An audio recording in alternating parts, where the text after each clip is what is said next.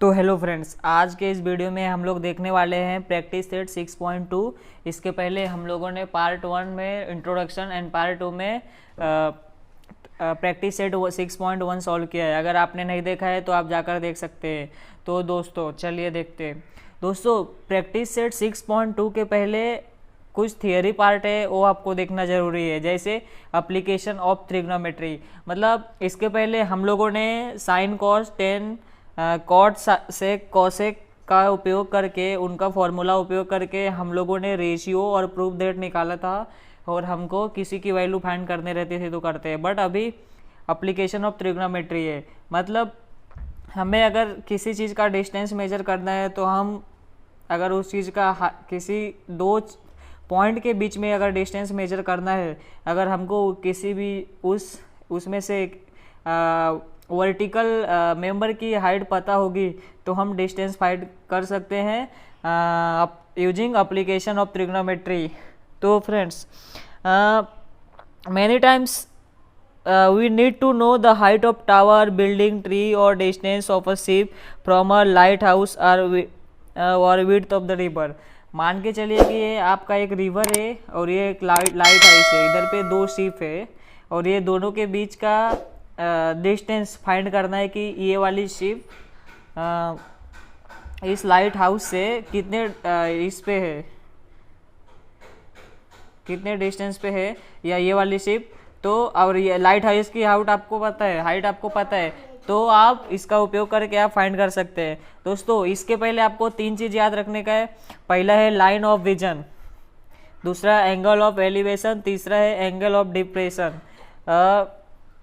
First देखते हैं line of vision. If the observer standing on the location A and looking on a object B, then line A B is called line of vision.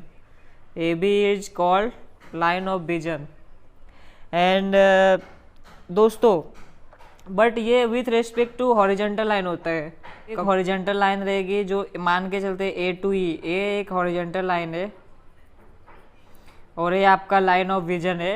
आप ए से B को देख रहे हो तो ये लाइन ऑफ विजन है। अगर आप ए को सी की ओर देखते होगे तो आपका लाइन ऑफ विजन क्या होगा, ए सी, लाइन ऑफ द विजन होगा। इसमें आपको एक आता है एंगल ऑफ एलिवेशन एंड दूसरा आता है angle of depression. Of elevation क्या बोलता है कि if an observer at A observes the point B which is at higher level than A, then line AE is the horizontal line and angle BAE is called angle of elevation।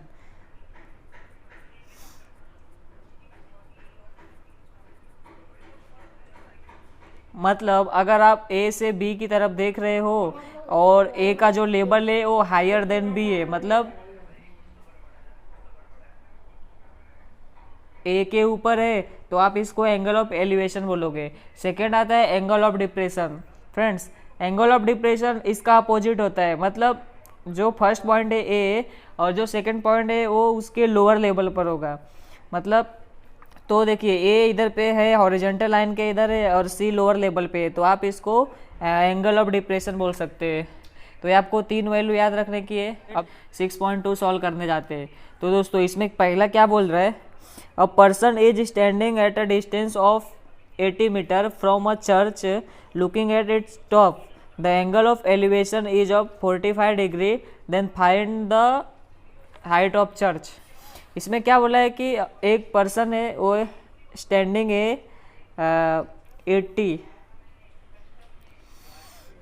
80 metre from church. मान के चलिए ये church है, आपका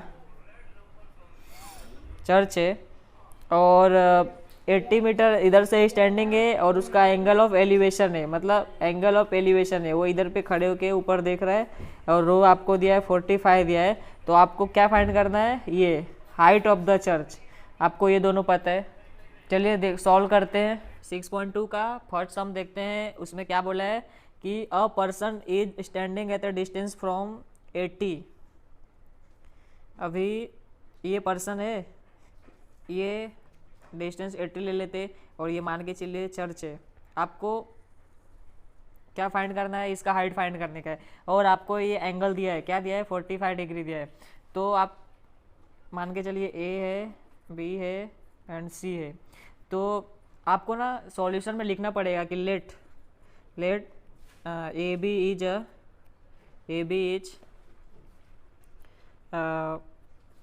distance between person and church, and BC represent and AC represents the height of church। अभी A B आपको कितना दिया है, ए बी आपका क्या है, distance between person and church है, तो 80 दिया है, और आपको हाइट ए सी जो फाइंड करने का है। और देखिए ये एंगल ऑफ एलिवेशन है या डिप्रेशन, क्योंकि सी हायर लेवल पर है तो इसके लिए एंगल ऑफ एलिवेशन है जो थीटा इक्वल टू 45 दिया है। अभी फ्रेंड्स आपको ए सी फाइंड करना है, तो आप क्या कौन सी रेशियो यूज करोगे कि जो आपको ये मिल जाएगा। फ्रेंड्स ये 90 डिग्री है, क्योंकि कभी भी आपका चर्च 90 डिग्री पर ही खड़ा होगा राइट एंगल पे, तो ये 90 डिग्री है। ये थीटा है, थीटा इक्वल टू 45 है, और ये इसके सामने की अपोजिट साइड है, ये एडजेसेंट साइड है। तो फ्रेंड्स आपको अपोजिट साइड चाहिए, तो कौन सा ऐसा रेशियो है जिसका फॉर्मूला अपोजिट साइड और एडजेसेंट साइड के बीच में होता है, तो टेन थीटा है ना आपका, tan theta equal to opposite upon adjacent, मतलब ए सी अपॉन बी ए। हाँ, और आपको ए सी फाइंड करना है, और बी ए कितना दिया है, बी ए 80 दिया है, और टेन थीटा कितना दिया है 45, टेन थीटा कितना, 1045 कितना होता है 1 होता है, और ए सी अपॉन 80, इसके लिए ए सी कितना आएगा 80 मीटर आएगा। तो दोस्तों आप लास्ट में लिख सकते हैं horizontal height of church is 80 metre. तो अभी सेकंड सम है, from the top of light house an observer looking at the ship makes angle of depression of 60 degree if the height of the light house is 90 metre, then find how far the ship is from the light house. √3 का value आपको ये दिया है।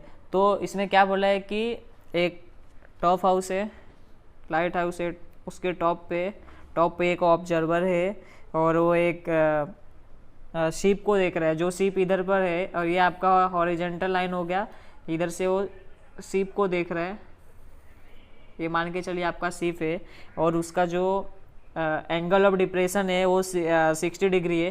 दोस्तों angle of depression क्या होता है कि हॉरिजेंटल लाइन से जो लेवल उसका नीचा होता है, तो ये लेवल है, तो ये 60 डिग्री हो जाएगा। अगर एंगल ऑफ एलिवेशन रहता तो ये ऊपर की ओर जाता, तो ये 60 डिग्री है, और अगर ये 60 डिग्री है तो ये भी 60 डिग्री हो जाएगा, क्योंकि ये आपका जेड बना रहा है, ये जो होता है वो फिर ये 60 डिग्री होगा। और ये आपका लाइट हाउस है, अगर वो राइट एंगल पे ही होगा, मान के चलिए ये बी है, ये सी है, ये ए है, और आपका हाइट दिया है 90 मीटर हाइट दे चुका है, 90 मीटर हाइट दिया है। तो आपको क्या पूछा है कि how far the ship from the light house, मतलब आपको ये डिस्टेंस पूछा है। तो आप सॉल्यूशन से पहले आप लिखिएगा कि A B represent the height of the light house, A B represent the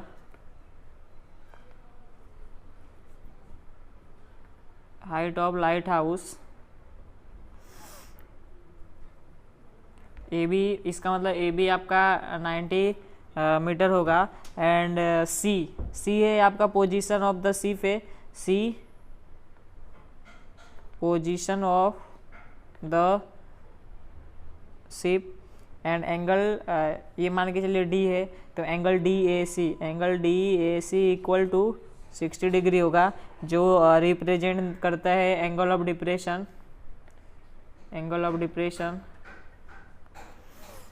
तो ये डी ए सी 60 डिग्री है, तो एंगल ए सी बी क्या होगा, ये भी 60 डिग्री होगा। आप वो प्रॉपर्टी है अल्टरनेट एंगल थ्योरम की प्रॉपर्टी क्या बोलती है कि अगर कोई भी दो लाइन पैरेलल हो और उसके एक इंक्लाइन लाइन हो, दोनों को जब क्रॉस करेगी तो इधर पे देखो जेड बना रहा है, अगर जेड बनाएगी तो ये 60 होगा, तो ये 60, ये 90 होगा तो ये 90, ये 30 होगा तो ये 30 हो जाएगा। तो अल्टरनेट एंगल थ्योरम लिख सकते हैं।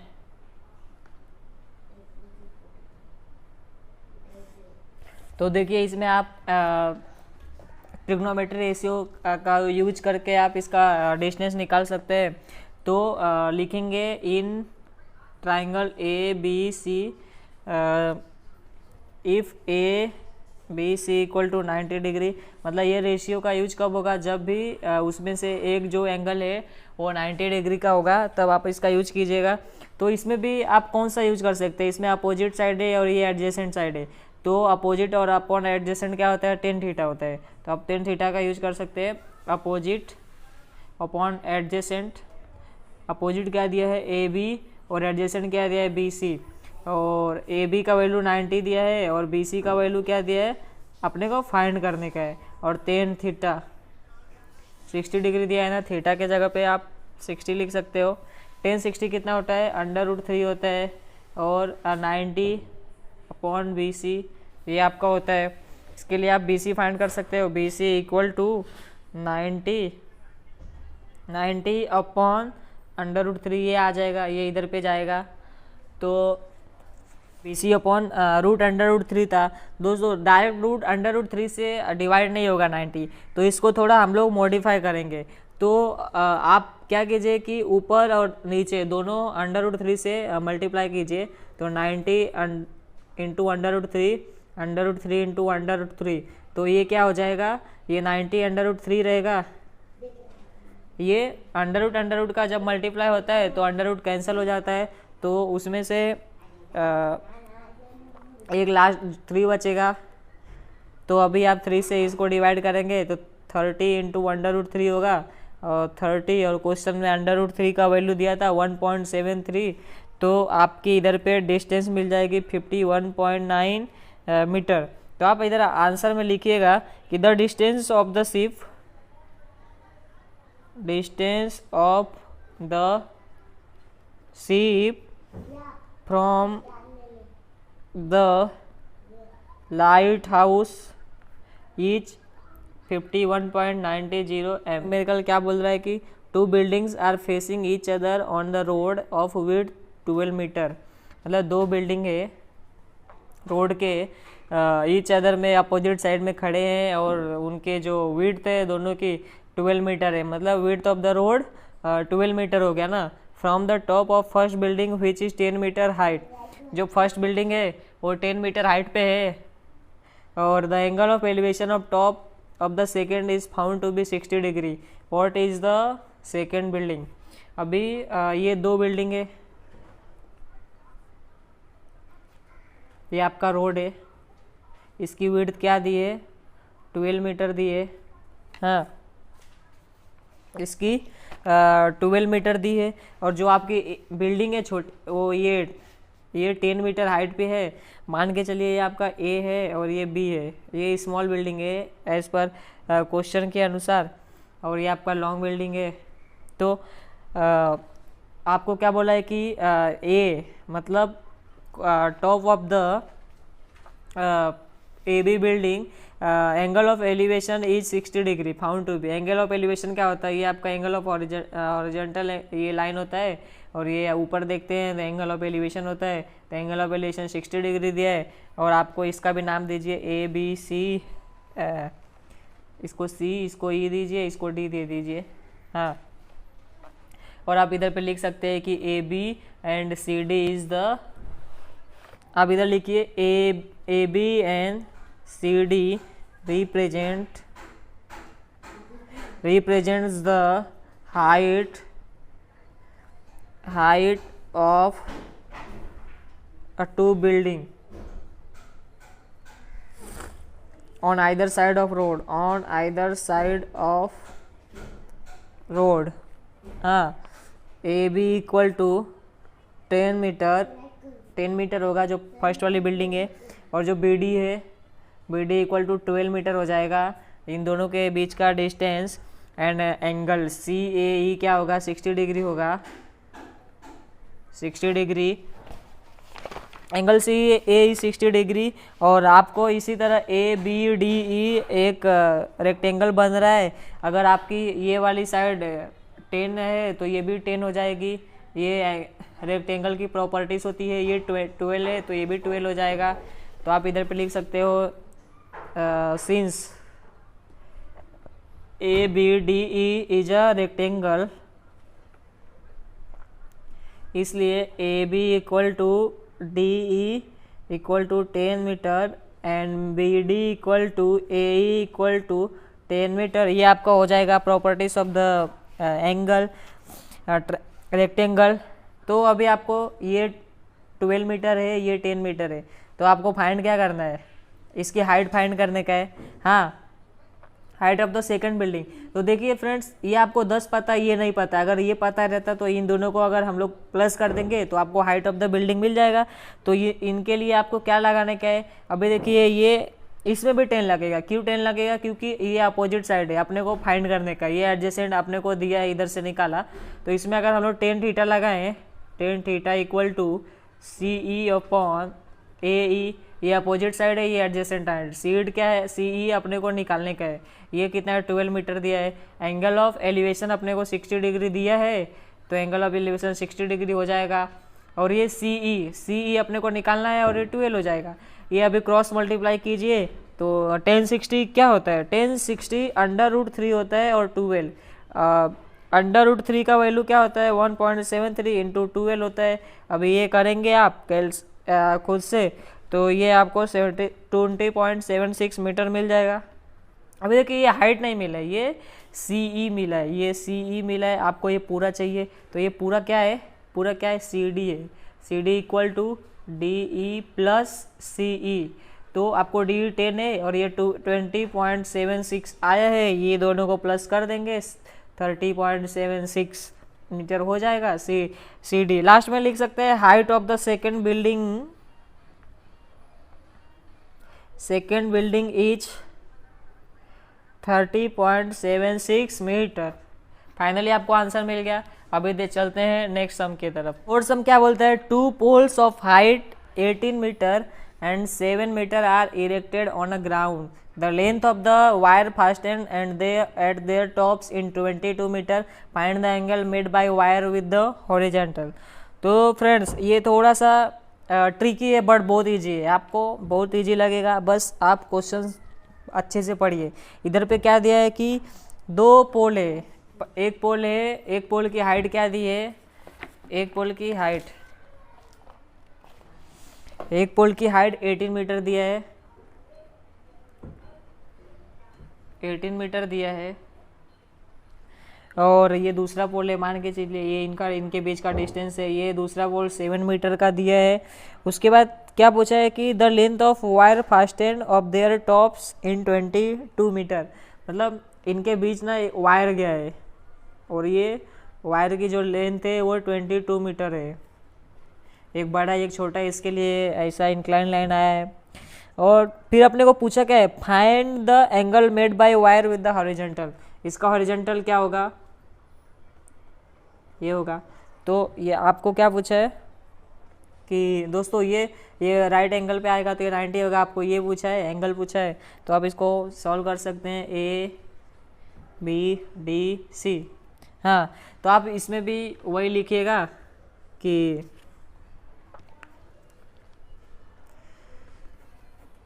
let AB and CD represent the height of pole. AC is the length of wire, AC is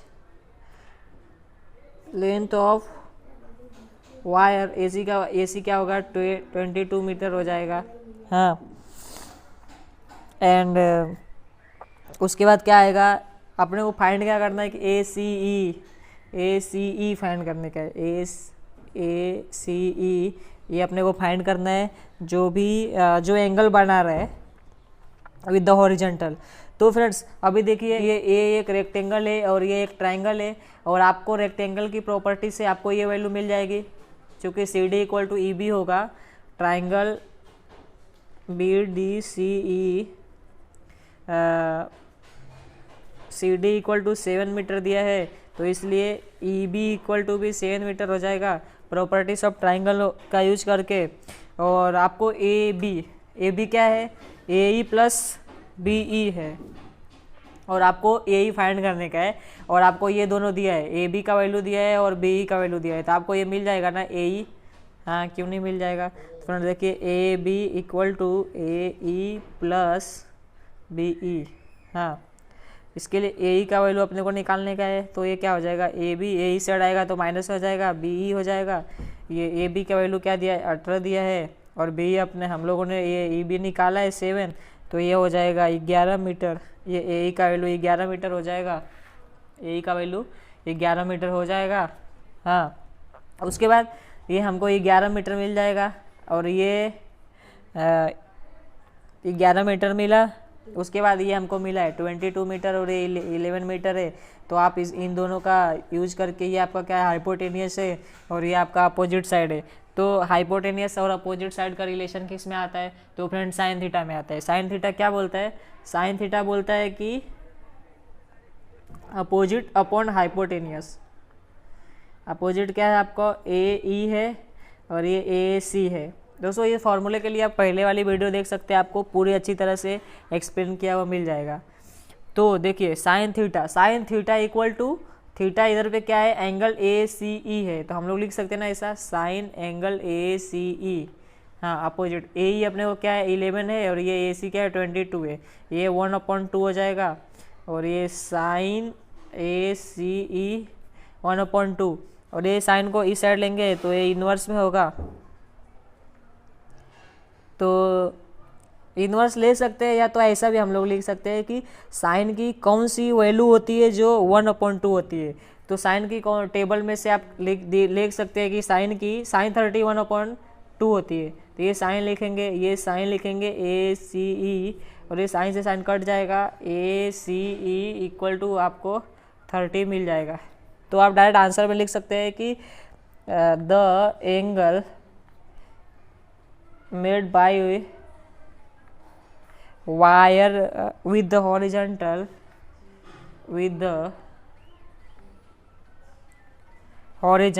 is 30 degree. दोस्तों बहुत इजी है, बस आपको क्वेश्चन को अच्छी तरह से समझने का है और बाद में आपको सॉल्व हो जाएगा। तो देखते हैं नेक्स्ट क्वेश्चन। फिफ्थ वाला क्वेश्चन क्या बोलता है कि अ storm broke a tree and the tree top rested 20 meter from the base of the tree and making an angle of 60 degree with the horizontal, find the height of tree। तो इसका मतलब क्या बोल रहा है कि एक ट्री है जो टूट गया है, पहले वो ट्री खड़ा था, समझो ये आपका एक ट्री है। हाँ, ये पूरा ट्री है मान लेते हैं। हाँ, और ये आपका हॉरिजॉन्टल है। क्वेश्चन में क्या बोल रहा था कि एक ट्री है, मान के चलते हैं कि ए बी एक ट्री है जो टूट जाता है, मतलब वो बीच से टूट जाता है, तो जो टूटता है तो वो सीधे ज़मीन पर आता है और एक एंगल बनाता है, एंड वो 60 डिग्री का एंगल बनाता है। तो मान के चलिए क्वेश्चन के अनुसार कि ये आपका एक ट्री था, ये पूरा ट्री।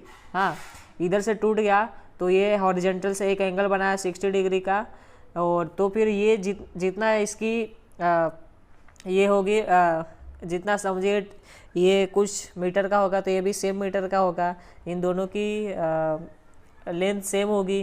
तो वही अभी क्वेश्चन सॉल्व करते हैं कि आपको एक्चुअल ड्राइंग कैसा बनाने का, एग्जाम में ऐसा ही रहना चाहिए, मतलब आप ऐसा बनाइए और ऐसा बनाइए।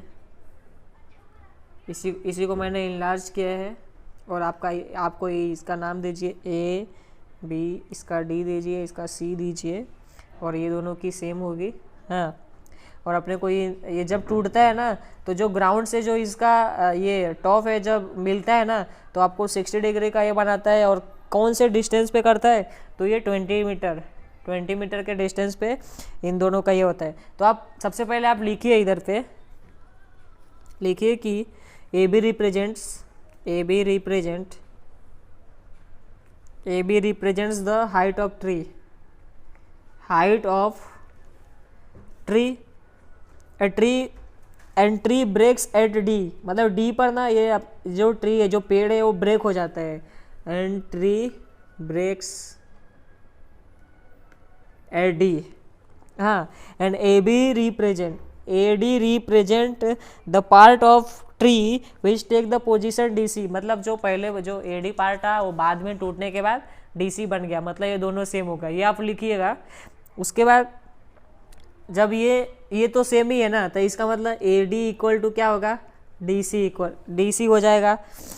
एंड एंगल क्या होगा, डी सी बी, ये आपको एंगल क्वेश्चन में दिया है, D C B equal to 60 degree हो गया। तो दोस्तों, और अपने को बी सी भी दिया है, बी सी क्या दिया है, 20 मीटर दिया है, तो आप फाइंड कर सकते हैं ना, आपको ये मिल जाएगा ना। हाँ, तो आपको डी बी समझो इसे फाइंड कर दिया, तो डी बी क्यों फाइंड कर रहे हैं, क्योंकि आपको हाइट ऑफ द ट्री पूछा है, तो इसमें हाइट ऑफ द ट्री आपको दोनों, ये और ये दोनों फाइंड करना पड़ेगा। तो पहले ट्राइंगल डी बी सी में angle D B C equal to 90 degree है, तो आप क्या, ये आपको अपोजिट है और ये एडजेसेंट है, तो आप इसमें टेन थीटा के वैल्यू निकालिए, लगाइए। टेन थीटा क्या होगा, D B upon B C, D B upon B C होगा, ये टेन थीटा की डेफिनेशन के अनुसार है। टेन थीटा क्या दिया है, 60 दिया है, और डी बी है, और बी सी कितना दिया है, 20 मीटर दिया है। टेन 60 क्या होता है, √3 होता है, और डी बी अपॉन 20, और आपको डी बी निकालने का है, तो 20 इंटू √3, ये आपको √3 है।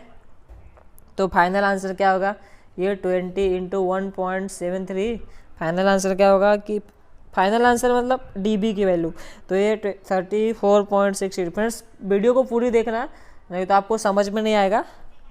ये आपका डीबी है, हाँ, ये आपका डीबी है, तो आपको डीबी मिला, ये मिला आपको 34.60, और आपको पूरे ट्री की हाइट चाहिए, तो आपको एडी फाइंड करना पड़ेगा। और एडी कैसे मिलेगा, अगर आपको सी डी मिल जाएगा तो ये ए डी की वैल्यू वही होगी, तो आपको इसका यूज करके सी डी आप ला सकते हैं, हाँ, क्यों नहीं ला सकते।